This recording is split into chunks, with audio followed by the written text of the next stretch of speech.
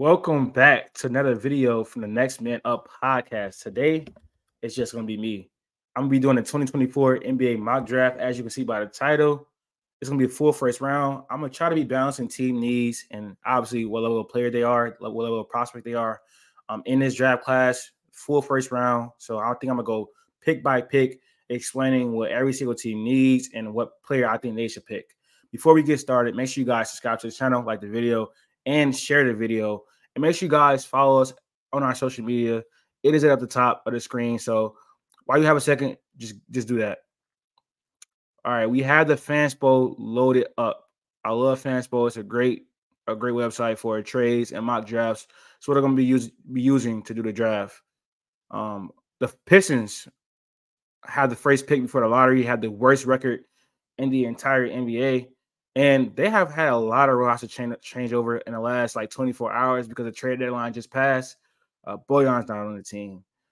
Joe Harris got waived, I believe. Alec Burks is not on the team. He went to the Knicks as well with Bojan. Killian Hayes got waived. Danilo Gallinari got waived. They waived like 6 players.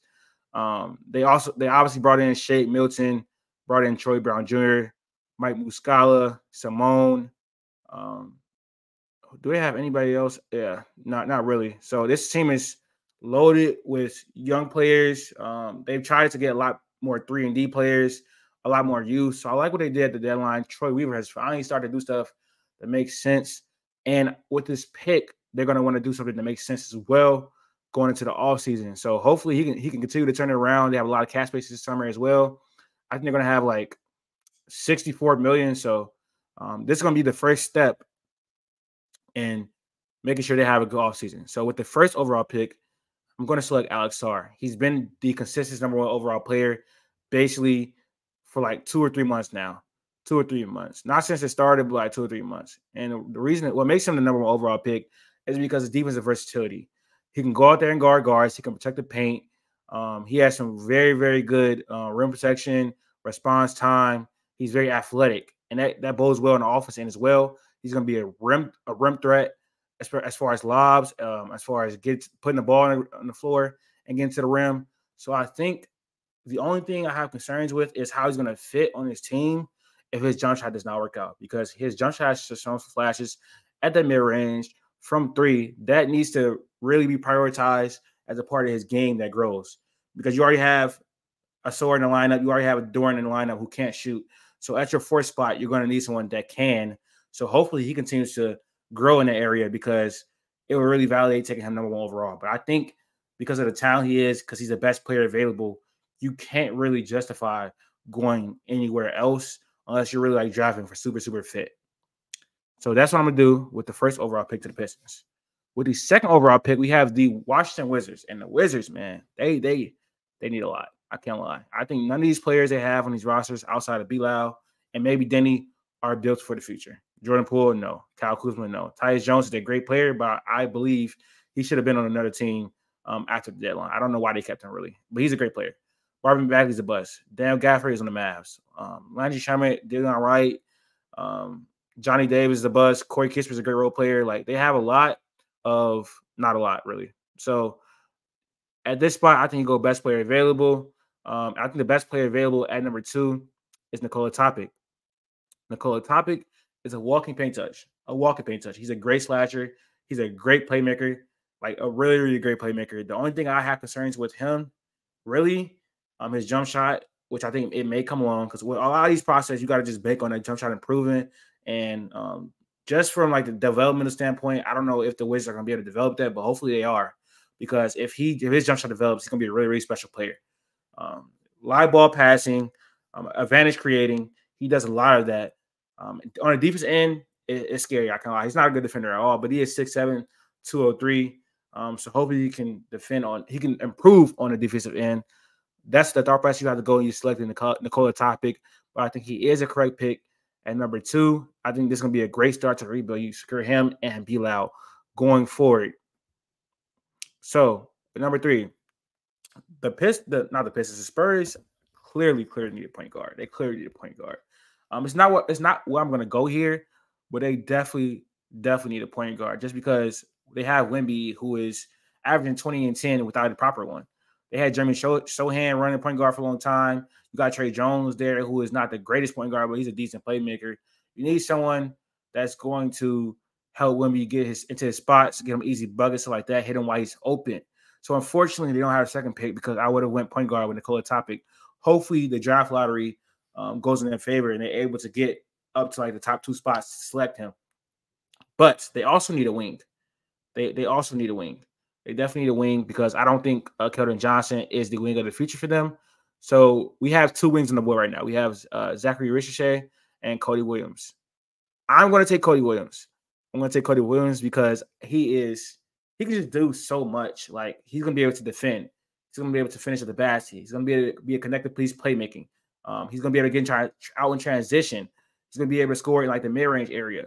The only concerns I have for him is his 3-point shot because he doesn't take a lot of them, but since he came back from injury, that shot looks good. So he's really raw. He's really tools. He definitely needs to put on some weight. But I think this is the pick here. His potential is off the charts. He's really, really improved in the last 18 months of playing basketball. And so you bank on that to keep improving. You really do. And you see his brother in the league, took 2 seasons at Santa Clara, and then he improved, and look what he is in the league. I don't think Cody is going to be as good as him, but he has a chance. And so you bank on that chance to take him 3rd overall. With the 4th overall pick, I think the Hornets are a interesting team because obviously you have LaMelo, you have Brandon Miller, you have Mark Williams. Those 3 pieces you can build around. Those are players you can really build around. Anyone else on the roster is pretty much expendable. And honestly, if the Hornets got the 1st overall pick, I would just select Alex Sarr and throw him there. But we have 2 people on the board I have in mind. I think they should go shooting guard and keep Brandon Miller at the small forward. I think you have LaMelo, who's great with the ball in his hands. Brandon Miller is great with the ball in his hands. You need to go with someone that's a great off-ball threat that can come off screens, that can knock down threes. You need a lot more spacing around LaMelo. So with that in mind, I'm going to draft Jacoby Walter. Now, I don't know if Jacoby Walter is the 4th best player in the draft. He's probably not. But for what the Hornets need, I'm selecting him here. He can come off screens and knock down threes. He's a very, very good shooter. He's very strong as well, and he can get to the basket and finish there. But the thing about Jacoby Walter is that, like, playmaking wise, no, it's not really there as much as you want. But he's going to be the probably 3rd playmaking option on the team. You have LaMelo, you have Brandon Miller there. You don't really need the ball in his hand, so you could just have him coming off screens, off pin downs, attacking closeouts. He's really good at that. So I think that could be his role on his team, and it can really, really help them. I think Jacoby Walter can be a really good player in the NBA. Kind of reminds me of like a Desmond Bane type of player, like that kind of mold of player. Really, really good shooter, but not the primary playmaker on the team unless he's forced into that role. I think if he's forced into that role, the offense is not going to be good at all. He's 6'5", and he has the tools to be a pretty good defender. He's long, he's lengthy, he's strong, but his sometimes he just overcommits a lot and he loses focus a lot as well on defense. So it's his play on tape hasn't been as good as you would like defensively, but I think it can improve. The bad thing is, like, the Hornets don't have really like a reputation for being a good defensive team, and so I don't know how much it'd be prioritized if he went there. With the 5th overall pick, the Blazers have it, and this is an interesting team as well because they have a lot of young talent. They do. Anthony Simon, Scoot Henderson, Shaedon Sharpe, and so I don't want to select guard here. I think honestly, if it was a center here that I can go with, I really would. DeAndre Ayton, there's been reports coming out that he was complaining, he was late to practices and stuff like that. So obviously they're paying him big money over the next few years, but I would definitely drive a center if I could. But I think I'm gonna go with like the 3-4 here. And this is where I select Zachary Ricochet. He is a great shooter, a great shooter. I think he's shooting like 40% from 3. He's a 3-and-D guy, so he can defend as well on the other end. I think that can really help the Blazers here. And he is 6'10", 193. Definitely needs to put some weight, but I think he can guard threes and fours. Some of like the weaker fours in the league. In this day and age, he definitely should be able to guard fours, but he's a sniper. He's a good defender. He can finish at the rim as well. So I like that for Zachary Ricochet. I don't his creating ability is it's not really there from my point of view. But with this roster, when they have Scoot, they have Shaden Sharp, they have Fernie Simons, you don't need him to be that. So this is going to be like one of those fifth picks, and I think he could have even gone even higher, maybe to the Hornets, maybe to the Spurs. But I'm going to select him here as the fifth overall pick. All right, with the next pick, the Grizzlies have fallen from grace after being the second seed in the West over the last 2 seasons. Here they are with John Morant missing the rest of the season now. Honestly, I would love to get a center here because they traded Steven Adams. They traded. I'm always looking on somebody's name. They just traded someone to the Celtics. I'm blanking, but y'all know who I'm talking about. So they definitely need a center here because Triple J is a 4. I don't think she'd be playing a 5. So if they can get Alex Sarr, I would love to do that here at 6. But another need that they have is wing. They really don't have a great small forward in my eyes, and I think I'm going to draft someone who was initially in the running for first overall pick, and since some people eyes he still is. I'm going to draft Ron Holland. Now, Ron Holland, I think he's going to be great if he doesn't need to be the primary ball handler. If he has someone like John Morant next to him, taking a lot of pressure away from him, he can just attack closeout, get to the basket, be energetic on defense, get on transition. And the Grizzlies are obviously a great transition team with John Morant and Desmond Bane and Triple J there. So if they don't trade this pick, I think they should take Ron Holland. Obviously, he has some issues with the turnover ability to handle. He just plays at like one speed a lot of the time. He's always like on go. Those are some of the issues, but I think he's really played up to standard for what you could expect in the G League Ignite. I have a lot to say about that system, but I'll save time and not say it now. But I think this is the best pick if they keep the pick right here. I think his potential was very, very high. He's probably a top 3 talent in his draft, but the production, the efficiency, and stuff like that, the jump shot hasn't really developed as much as he wanted to, but it still has some room to grow because, like, literally at Duncanville, he wasn't like much of an own ball creator. His jump shot was kind of iffy, so he's shown signs of growth over the last like 12 months. So you bet on that potential when you select him here at 6 overall. With the 7th overall pick, San Antonio has failed. I honestly didn't even know that. So this is top 6 protected. So if the Spurs get if the Raptors fall outside the top 6, then the Spurs get this pick. So I don't know if the Spurs will get this, but I will draft for them. So I said earlier they need a point guard, and there are a few point guard prospects here that I like. A lot of them. You got Reed Shepard, who I think is more of an off guard. I don't want him being my primary playmaker, primary initiator.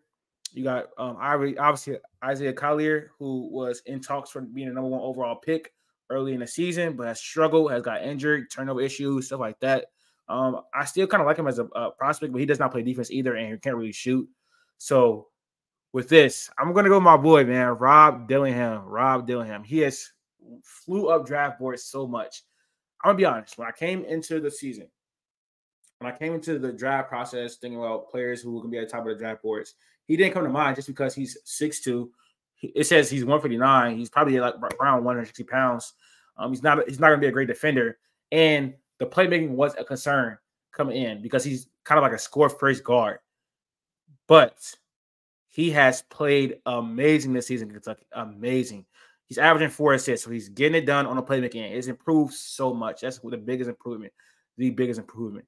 And he's one of those players that is kind of like a microwave scorer, but he's so efficient doing it. I didn't really expect this. He's so good at creating space. He's so good at getting to the basket and finishing, and that's also an area of his game was improved. His 3-point shot on the ball and off the ball is amazing. And I think if you draft him here, he's going to be able to get open looks for Wemby and hit him, create advantages. It's kind of they're gonna have a small backcourt, and so you probably need to put somebody at the 2 that can defend. But I think Robert Dillingham is the pick here. I really, really do. He is one of the best point guards in this entire draft, and he's risen up draft boards so much. I love to see it as a Kentucky fan. He's my favorite player in this entire draft. He's very, very special. Very, very special on the ball, and he's been hitting threes off the ball as well. And his efficiency has really surprised me. I really didn't think that was going to happen, but he's been ultra offensive off the bench in limited minutes. So that's why I'm gonna go with Robert Dillingham at number 7. At number 8, at number 8, I'm not gonna lie, man. I'm going to go back here with another Kentucky guard, man. Kentucky. It might be biased. It might be biased. I'm a Kentucky fan. But Reed Sheppard has been one of the best freshmen in the country, if not the best freshman in the country. Him and Rob are battling out, some other guys battling out. But look at that, man. 52% from the field. From the field. He's been ultra efficient. And his numbers were historic at the beginning of the year, have dropped down a little bit, but he can play on the ball. He can play off the ball. Like, so when you have someone like Amin Thompson, you need to add some space in that lineup. I think you can run him and Amin at the 1 and 2. They've been thinking about moving off Jalen Green, but if they don't, he can come off the bench and be a great player. I think Reed Sheppard is a surefire NBA player. And I want to say he's going to be a surefire good one because of what he can do on the court. He's a great shooter. He's a great passer. His on-ball creation ability, he struggled that a little bit. He doesn't really get to the paint a lot. Like 82% of his field goals are from behind the arc as well. Doesn't really have a mid-range game. But on the defensive side of the ball, he has really good hands, really good anticipation. I think he's going to be a solid defender. I think some of his defensive stuff has got overblown, but at 6'3", 187, I think he'll be a solid defender. So he can be like a kind of like not a 3-and-D player, but like a two-way player that doesn't like be a liability on defense. I think he's going to be a really, really great NBA player. And I think him and Amin compare really nicely if they move off Jalen Green. Because I think when you think about it, Jalen Green can't be moved because he can. Like, he realistically can. Because you got Amin, who needs the ball in his hands. You got Jalen Green, who needs the ball in his hands. Sengun is best rate on the ball. So you can't really – it's not enough basketball for everybody. So you get someone like Reed Sheppard, who's a great off-ball threat, who can play on and off the ball and be a secondary playmaker.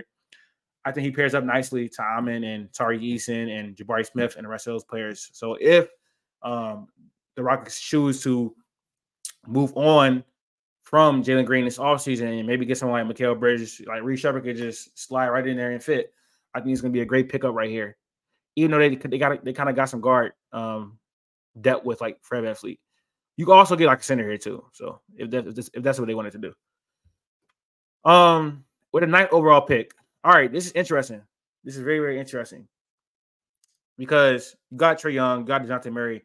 I really don't know where the team is going. They're kind of like stuck in, do we want to rebuild? Do we want to compete for a play-in, playoff spot? So as of right now, I'm just going to evaluate the roster as it is. I was going to select the guard here, but they still do have DeJounte Murray. So I'm going to select Matas Buzelis. Man, hey, he's from he's obviously a foreigner, but he's from America. He grew up in Illinois, so I got to see him a little bit when he was in high school, and he's struggled in G League Ignite, especially at the start. He got injured as well, but he's historically been a great shooter, and he's shown flashes now in the G League Ignite of off ball, weak side rim protection. So I think that's promising. I think his handle has been a little worse than advertised. I think it's kind of like janky. His hands are really small. He needs to like grow into his frame a lot, but he's been growing because like last year he wasn't as strong as he is now.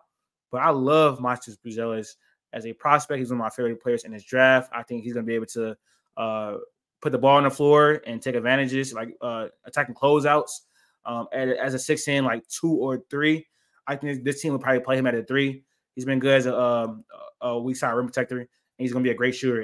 And the Hawks have done a terrible, terrible job of placing spacing around Trae Young, building a team around Trae Young. So if they keep this pick, I think this is where they should go. He can play the 3, maybe a little bit small ball 4, but you got Jalen Johnson. So they obviously probably need a center as well, but I'm going to go, I think the best player available here is Matas Buzelis. All right, with the 10th overall pick, Thunder are one of the best teams in the league, and they still have the 10th overall pick. They need center bad. They need rebounding bad because Chet Holmgren right now is playing at 5. I think he's playing out of position. They're one of the worst rebounding teams in the entire NBA. So I don't think the player I'm going to select is the best player available here, but I think I'm going to end up like taking them because it's a great fit. They can kind of like they can select for pick. I'm just checking these stats real quick. I want to see what he's doing. Yeah, so right here, I'm not drafting him. I just want to check something real quick. But right here, I'm going to say Donovan Clingan. He is a great rim protector, a great rebounder. Yeah, he's great because he doesn't get he only plays like 20 minutes a night. So if he plays more, he's going to help that rebounder.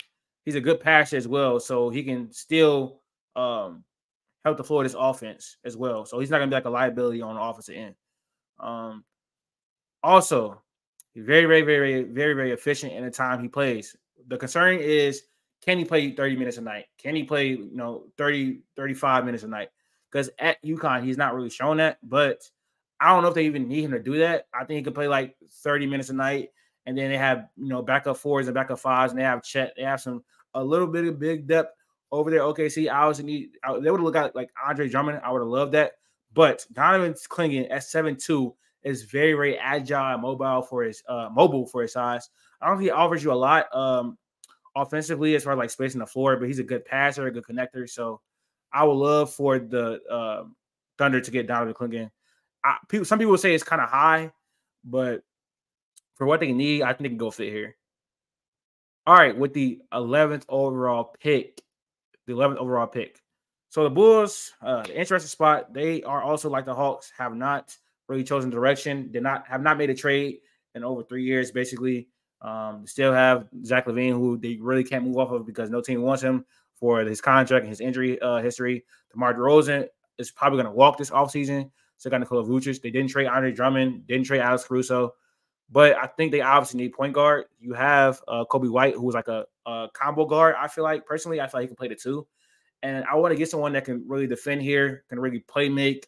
It's like a secondary type player. Like he doesn't need to score that too much. And he can really focus on passing, defending, and getting to the rim. And that's why I'm going to draft Stephen Castle. Stephen Castle, his issue right now is like the half-court play because his jump shot has not really been great. And he's not taking that many threes either. He doesn't really have a mid-range game either. But I like what he can do, get to the basket. I think that can even improve more. He has a lot of room to improve. I think he's been showing a lot. He's been showing a lot since he came back from injury. I think he just had like 2 20-point games of last week or a few weeks ago. So he's getting his scoring back a little bit more. He's good in transition. He's a great passer. He provides so much energy on the defense end. He's going to be a great defender. I think day one he's going to be a great defender. Kind of reminds me of like De'Anthony Melton, like better playmaking, like maybe like a Drew Holiday at his peak. And I think you compare him in the backcourt with someone like that. I think the Bulls honestly need a center as well too, but they're not going to have a high enough pick because they just refuse to tank. So Stephen Castle is the pick here at number 11. With the 12th overall pick, the Blazers. Here we go with the Blazers again. So the first pick, I obviously took Zachary Ricochet, and so I think here I am probably going to take center. I think that's what I'm going to do. Just because they have DeAndre Ayton, but like I think they need rim protection a lot. He doesn't provide a lot of rim protection at this point. And so to get a center here, be great for them. Let me find the one I want. Okay. Yves Missi from Baylor. I love him. He's very, very athletic. He's going to be a lob threat. He's a great defender, a great rim protector. On the offense end, I don't think he really provides you with much. But he's strong. He's lengthy. He's going to be a decent rebounder. So I like Yves Missi right here for the Blazers. They need the rim protection. Adds to the young core. I don't know how long Jeremy Grant going to be there. But DeAndre Ayton is on contract for like 2 or 3 more seasons. He's not the future. I'm gonna go with the future right here, and maybe he can develop. He can develop for a few years behind DeAndre Ayton until his contract is done or he's traded. I'm gonna go with Yves Missi right here. So with the 13th pick, already got center. So with I think right now the Thunder need players that are not going to take long to develop. They have, Chet, J-Dub. There's players still developing. They have a lot of youth on their team, so they need someone that's going to be a win-now player, an older player. That's what I'm searching here for. And with that, I'm going to go with Kevin McCullough because he's a senior. He's a senior. He's 22 years old. His jump shot has developed immensely this season. It really has. Like earlier in his career at Kansas, they didn't need him to be offensive threat, but as you can see, he's up to 20 points, being one of the best players in the country. He's one of those dribble, pass, now shoot guys, and so I think he provides a lot of wing depth off the bench for the Thunder, and that can really, really use that. So I'm gonna go Kevin McCullough here with the 13th overall pick. Rounding out the lottery. Now, I think the Pelicans, I think they need point guard for sure because CJ McCollum is not a point guard. Dyson Daniels hasn't really worked out. Jose Alvarado is a backup, and they obviously need center because I don't think Jonas Valanciunas is the answer. But I think potentially they can go center with their second pick. And so someone that slipped this far, and I don't know how many people agree with this, but I'm going to go with Isaiah Collier right here. He was potentially the number one overall pick coming into this draft, but he's failed due to defensive concerns, injury concerns, and his turnover concerns. But when he gets downhill, it is scary. He's very, very good at attacking the basket, getting to the free throw line, and he can find his teammates when he's not turning the ball over. He's been pretty efficient as well, but he just turns the ball over too much, and his defense is really concerned. But he has an NBA-ready body. He's very, very strong, quick. He's great in transition. So I think he can be that not stabilize the present, but I think he can add to what the Pelicans already have. They're one of those teams that are ready to win now. And so I don't know what they're going to do here with this pick, but if I was at 14, had to draft a player, I would take Isaiah Collier with the 15th overall pick. This team, the Magic, I think they're ahead of schedule. They started the season off with like the 2nd through 4th seed, and kind of came back down to earth. They've been dealing with some injuries, and now I think they're set right now at 8. You got Paolo, you got Franz, you got that foundation there. You got Anthony Black. So I think point guard, small forward, power forward, is kind of locked up. But I think with that trajectory, you don't want to really draft one who has to really develop too much. Like you don't have to draft someone that's a project or has to develop too much because right now you're on a trajectory where you're going to be competing in the East in about a year or two. Now I'm going to draft someone here, maybe a little bit high. Dalton Connect, man. I love this dude. He's a bucket. He's strong. He can create off the dribble as a primary ball handler, but here he'd be probably the secondary ball handler. He can shoot. He can get to the paint. He's been really efficient. I think over the last 2 weeks, he's been averaging 30. He's been cooking. He's been killing. He killed my Wildcats. He's a very, very good scorer, and he adds spacing next to Paolo, which the Magic need desperately. They need it desperately. They need shooting desperately. I think he provides that. He's an older player as well. So he's been probably the best transfer in college basketball this season. So you don't really have to develop him much. That's my thought process when I'm going Dalton Connect at 15. With 16, the Heat culture. This guy right here, I don't really know how to pronounce his name, and I don't want to butcher it. But he has slipped, and on people boards, he's like a top 12, top 10 pick. I've seen people say they remind him of like a Michael Porter Jr. He's really, really he's 6'10". He can really shoot the ball. He can operate off cuts. He's from France. So you see this French Giannis, that's crazy. So on FanSpo, he's 11. We're going high as 6. This guy has him as 9. I think he's gonna be a good defender, a good 3D guy, great a great shooter, great 3D guy. So I'm gonna go here and draft him with the 16th overall pick, just because I think they can pair him alongside Bam, and he has some spacing as well. I don't know how well he fits in the Heat culture, but the 4 is kind of where they need. They've been having Hayward Highsmith, Jimmy Butler sometimes play the 4. So when you get some actual positional size here, who's also gonna be a good defender and a great shooter, I think this is great value from Miami. If he slips this far, I definitely take him. I had someone else in mind, but I ended up just taking him. All right, with the 17th overall pick, it is the New York Knicks.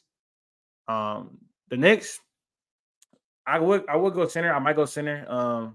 They have Mitch, who has injury problems. They got Isaiah Hartenstein, who's a great backup, has been great starting from this season. They also need probably backup point guard because their backup point guard right now is McBride, but they have a really, really great team after the trade deadline. Just picked up Alec Burks, and they just picked up Alec Burks and Bojan. So I think right now they can add some wing defense because they just lost Quentin Grimes, who was a good defender and a good shooter. And Burks and Boyan are not long-term options. So you want to get some youth in here. I'm going to take Ryan Dunn from Virginia, the sophomore. He is a lockdown defender, like Herb Jones level prospect type of defender. Offensively is where I have questions. He's not a really good shooter at all. That needs to improve. But if he can sit in New York and develop behind a team with a lot of players ahead of him like Boyan and Alec, learn behind them and hopefully develop a jump shot, he can be an integral part of the New York Knicks' future. I really like him as defensive prospect, as like a cutter, as like a just a secondary offensive option, tertiary offensive option. Not want to be your best scorer at all. Not really. I don't see much promise on the offense end, but defensively he's going to be great. And if that jump shot is at least respectable, he's going to be a great, great player. Like if he has that Herb Jones art, he's going to be insane, bro. So 18. I think the Raptors need center here just because Jacopoto, I don't think he's really an answer. They kind of got some guard depth. Now they still have they don't have Dennis. And they're about to waive Spencer Dinwiddie. So what do I want to do here? Got Bruce Brown. Don't know how long he's gonna be. Don't know how long he's gonna be on the roster too much. But they have foundation with Scotty, with Mayo quickly, with I guess RJ Barrett to a lesser degree. I think Scotty probably should be playing the 3, like a point forward role, and then they should go here with a 4. I think I'm going to go to development route because they've been great at developing players, and you want to get someone that can add spacing to this team. I think Tyler Smith can play the 4. He's been G League's like most consistent best player kind of over this whole entire season. Can really shoot. Want to see him work on the defense end a little bit more, but I think he has potential on that end, like a lot of the players do.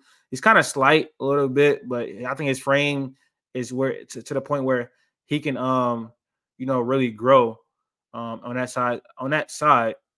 So they draft Tyler Smith at what was it, 18? I think he's gonna really help them with the spacing around Scotty Barnes. At 19, it's the Hawks again. So with their first pick, 9th overall, I drafted Matis, who was kind of going to play at that third position, be their wing for them. And he adds spacing with Trey, and he can put the ball on the floor as well. And hopefully he can be a good defender. So what else do they need? They need center. Clint Capella. Yeah, Clint Capella got to go. I'm surprised he can get traded this offseason, but next year he definitely get traded. They got Oneka, who is going to be, I guess, the center of the future. But I don't know how much like stock I'm going to put into that. What else do they need? They don't need. This team is like they have a good team on paper, but it just doesn't work out in reality. So I'm going to go center here. I'm going to draft Khalil Ware. Khalil Ware came from Oregon last season to this season. He's become Indiana's best scoring option. I don't think that should be his role on the team. I think he should have someone really playmaking for him, and he's get open a lot of time, and players are not giving him the ball, but he's still very efficient. He has a good mid-range shot, and his three-pointer, it looks good on low attempts. He's a rim protector. I think he can be better. But he's pretty fluid, pretty mobile. I think this is good value for Khalil Ware. And you can get someone that can help not help the floor spacing, but like just not be a liability. Like can't shoot offensively. I think Trey's really used to playing with like lob threats, and I don't know if he's the greatest at doing that, but he's a decent passer as well in the offense. So I think offensively he's going to really help a lot. Defensively is where I kind of have concern because he really jumps up in the air too much, a little bit too. Like he's not really that great of a rim protector. He needs to improve on the end, but hopefully he does. He's been improving a lot since Oregon. So I'm going to draft Khalil Ware with the 20th overall pick. I've kind of been want to get Cal Fabowski in here because I don't think he should have failed this far. But hey, the Suns are a good space to take Cal. He's a sophomore. He's a more experienced player, an older player. They're a win-now team. He is going to provide great physicality, post play, and he can put the ball on the floor. He can knock down a three. He's shown that a lot this season. He's a good scorer. He's improved a lot on the defensive end. I don't know like what position he would kind of play because I guess they would play him at center. If they started him next to Jokic and put KD at the 3, but he's one of those players that come out the bench and be a good role player as well. Some people kind of like compare him to like a diet version of like Lauri Markkinen. I think that's like wishful thinking, but I kind of see it a little bit, and I think they should just take him here at 20. All right, at number 21, we're back again with the Pelicans. They took Isaiah Collier with their first pick, 14th overall, and I see Bobby here, but they have like wing depth. They got Trey, they got Herb, they got Brandon Ingram, so they still need a center here. But I think a center here will kind of be too high. I don't know that I like Aaron Bradshaw for that team, especially with the 21st overall pick. That's too high. What other areas do they need? Shooting guard. They could have get a shooting guard. I don't know if it's anyone here that I like. Bubba Carrington, Izan Almanza. Bobby is nice, but like Zion plays the 4. So, well, I guess at the 21st pick, you're not really drafting for like someone that's going to start early on.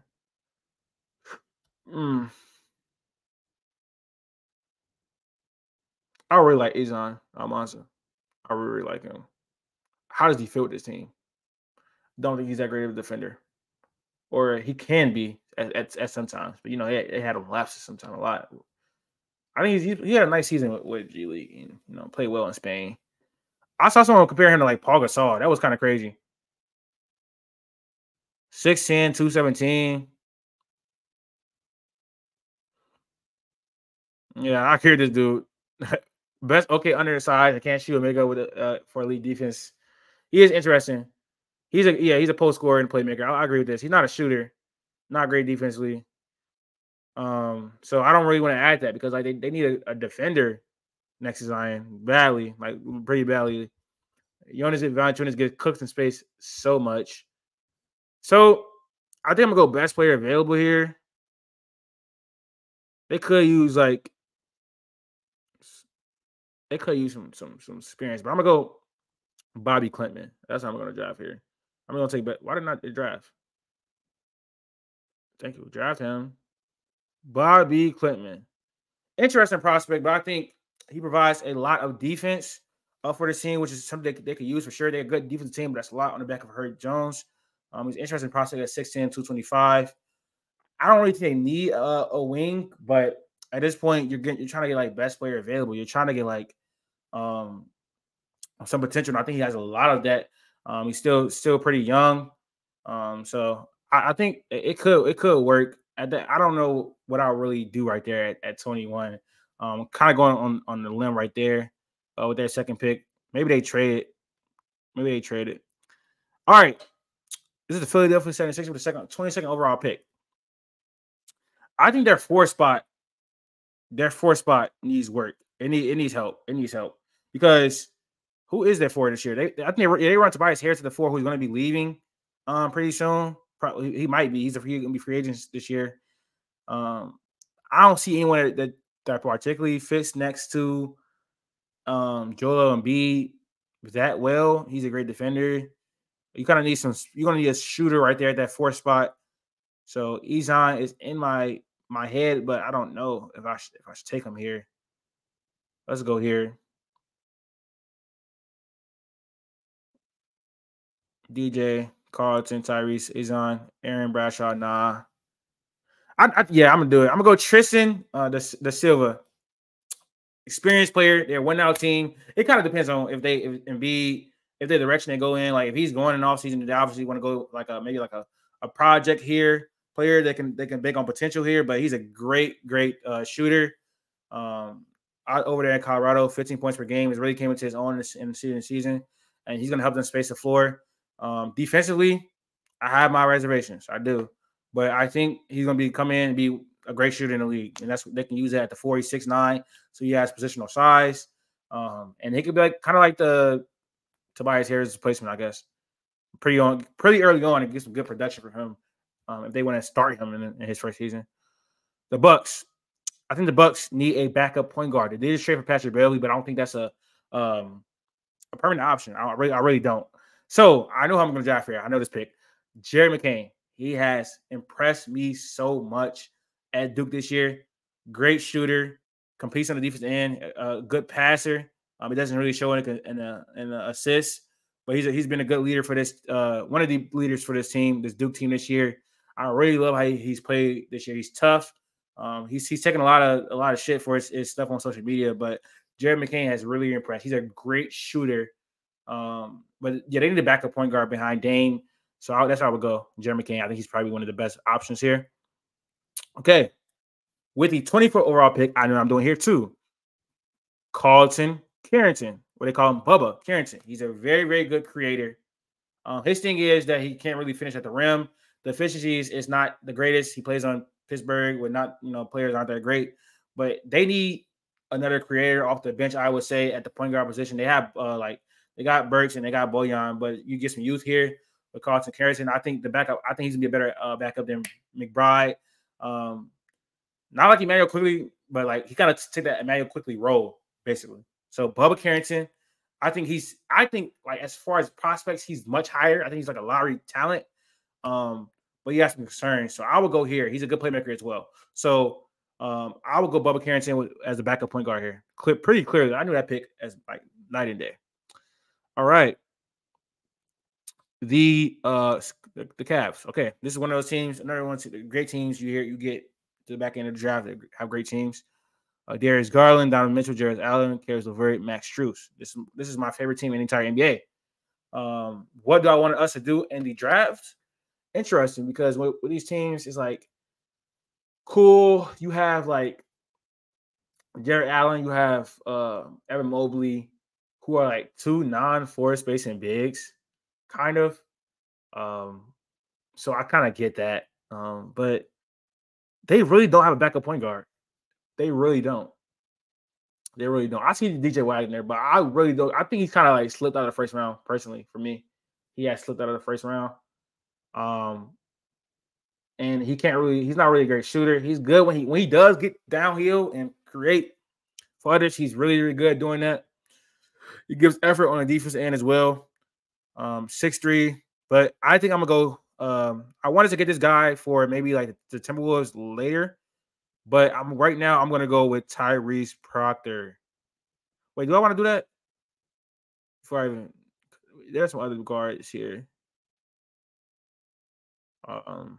They also make a wing. Like Justin Edwards would have been a selection if he like had a better season. Like he's been so disappointing for me as a Kentucky fan, and as evaluating him in the NBA draft.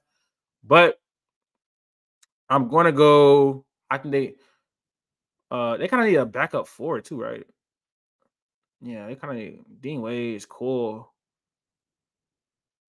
Okay, I'm gonna go with Tyrese Proctor though as a backup. I had him in my lottery coming into the season, and he's kind of like underperformed a lot. The shot hasn't came along at all, but he is a good playmaker, a good one, a good to great one in my eyes. Handles the ball really well. I wish the shot came along. The finishing is like it's there, but he just hasn't lived up to what we thought he could have been. So he slipped down draft boards.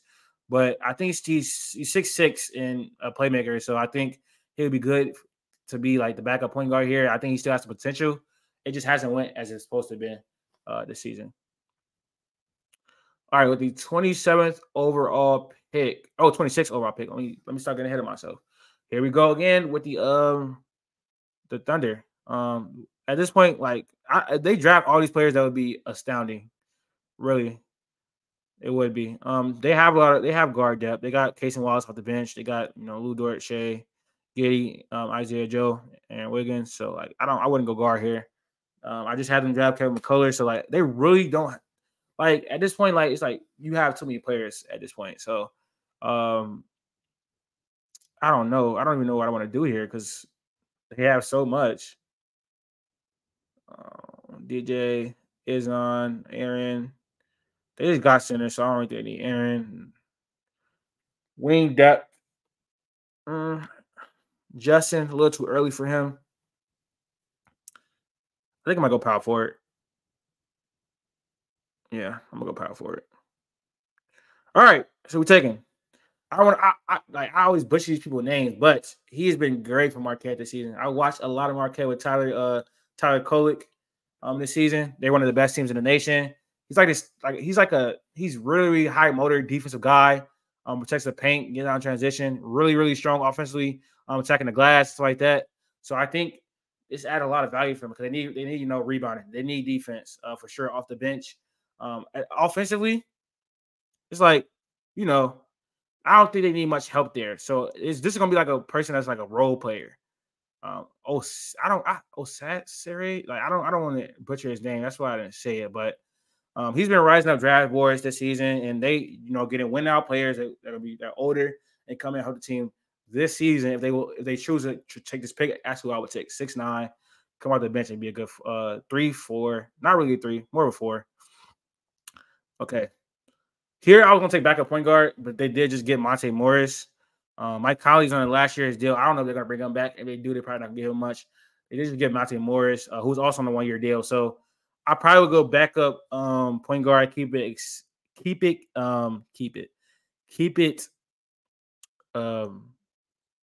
inexpensive. I like DJ, but I just haven't liked what I saw from him this year. And on a team like this, I think someone that's more experienced can be of use. I'm going to go Trey Alexander, great playmaker. He's been Creighton's best scorer. He's good at getting to the paint. He's good in that mid-range area a little bit too, but I think it can develop a little bit defensively. He shows some signs. College players are inconsistent, but I think he's going to be good. As a backup point guard, that being his thing in the NBA, I think he'll do fine. I honestly think he'll do fine. So Trey Alexander is where I'm going to go with 27 overall. 28, they got Tyler Smith here. I already know what I'm going to do. They need a center. And I think it's good enough time to take. Do I want to go Adeem or Aaron Bradshaw? I think with the idea of Aaron like being able to floor space a little bit, I think that works better around Scotty Barnes. He can protect the rim, rebound. He's really athletic, can be a lob threat. I'm gonna go Aaron Bradshaw.